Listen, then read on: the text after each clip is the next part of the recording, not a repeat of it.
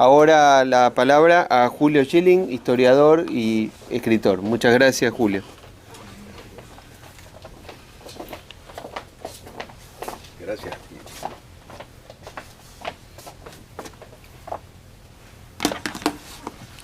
Bueno, le quiero dar las gracias al director Sánchez Berzaín, al embajador Causino, al presidente Regalado, a toda la ejecutiva del Inter-American Institute for Democracy, a Diario Las Américas, a el Adam Smith Center for Economic Freedom, amigos que están compartiendo el panel y la audiencia. El tema, el tour de force que voy a intentar hacer es sobre el marxismo cultural. Lo pueden llamar, si prefieren, neomarxismo. Lo pueden llamar, si prefieren, marxismo moderno. Porque eso no importa mucho el nombre, porque es el mismo marxismo clásico, el mismo, todos los procesos políticos tienen un factor dinámico que el tiempo nos lleva a reconsiderar determinadas fórmulas. La Primera Guerra Mundial le dio un golpe violento al marxismo que inventó Marx y Engels. Desmintió básicamente falsificó todas las predicciones de Marx. Recordemos que la clama a la fama de Marx era que él era científico, todos los otros eran unos utópicos brutos. Ellos eran científicos, entre comillas, ¿no es verdad? Entonces, imagínate, la ciencia se basó en unas predicciones que estaban interpretando, leyes de la historia, etcétera, etcétera. Pero ¿qué pasó? Nada se cumplió.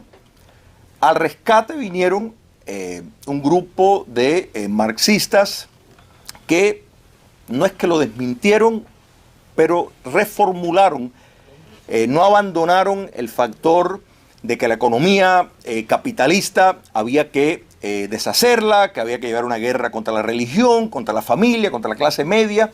Todo esto permaneció, sino vieron que habían otras cosas que estaban frustrando a que el mensaje llegara a la clase que supuestamente tenía que llegar. Entonces vino un grupo de pensadores que incluye al húngaro George Lukács, al italiano Antonio Gramsci, a los alemanes del colegio de Frankfurt, de Horkheimer, Fromm, Adorno, Lowenthal y Marcuse, entre otros, y veían que había una superestructura, un casco cultural que entorpecía que una concienciación de las masas ocurriera y que hasta que esa superestructura no se formulara, no iban a llegar a ninguna parte. A partir de ahí, pues vimos cómo la reificación de Lukács, la hegemonía cultural de Gramsci y la teoría crítica y una serie de desprendimientos que de ahí surgen del colegio de Frankfurt, le dieron una primacía a la cultura para poder llegar, fue el puente para poder llegar a todo lo que Marx había dicho, porque no se divorciaron de Marx y Engels en ningún momento.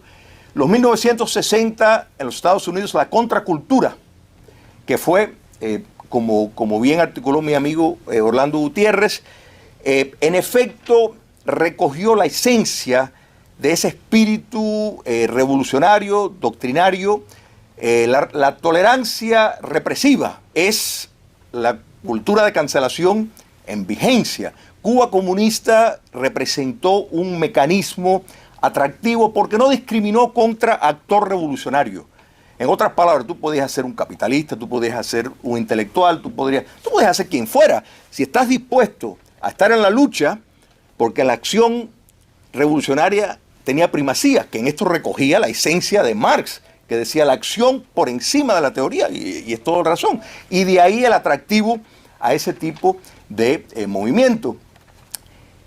Tenemos que añadir también el marco intelectual que el postmodernismo, liderado por Lyotard, Foucault y Derrida, donde decía que la verdad no existe, que todo es una construcción social, que todo es de acuerdo a tu experiencia vivida. Pues con este marco básicamente podías inventar lo que tú quisieras. Entonces, pues todos eran marxistas, convencidos, que el año 1989, en efecto, fue un año impactante. Fue el año de la mutación del comunismo. Por un lado, hace unos días celebramos 33 aniversario de la masacre de la Plaza Tiananmen, se consolidó el modelo chino, o sea, el comunismo asiático, que es el modelo vietnamita, donde se demostró que un sistema que utiliza el mercado, una desnaturalización del capitalismo, puede coexistir con un Estado marxista-leninista. En América Latina, el tirano difunto Fidel Castro, pues reformuló el modelo a partir del Foro de Sao Paulo, que ya había que dejar las guerrillas y la pérdida de tiempo, porque ya no había los recursos, había que penetrar las instituciones, había que entonces desde adentro conspirar al poder, utilizar la democracia y una vez en el poder, destruir el sistema.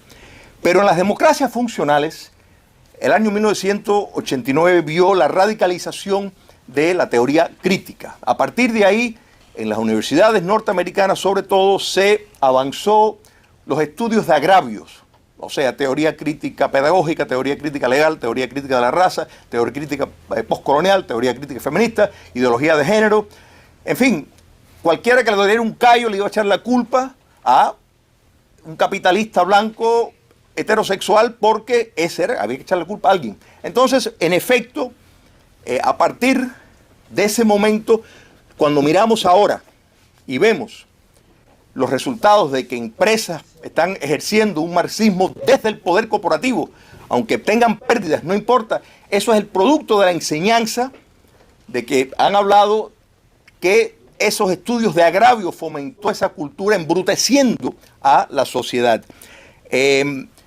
Entendiendo que el marxismo cultural opera exclusivamente en democracias funcionales hasta que llegan al poder.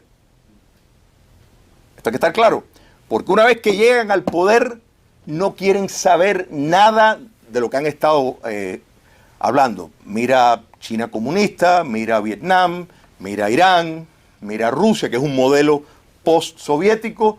Ahí no se habla de ideología de género, ahí no se habla de teoría crítica postcolonial, ahí no se habla de nada de eso porque todo esto es simplemente un plan de acción para llegar al poder político. Muchas gracias.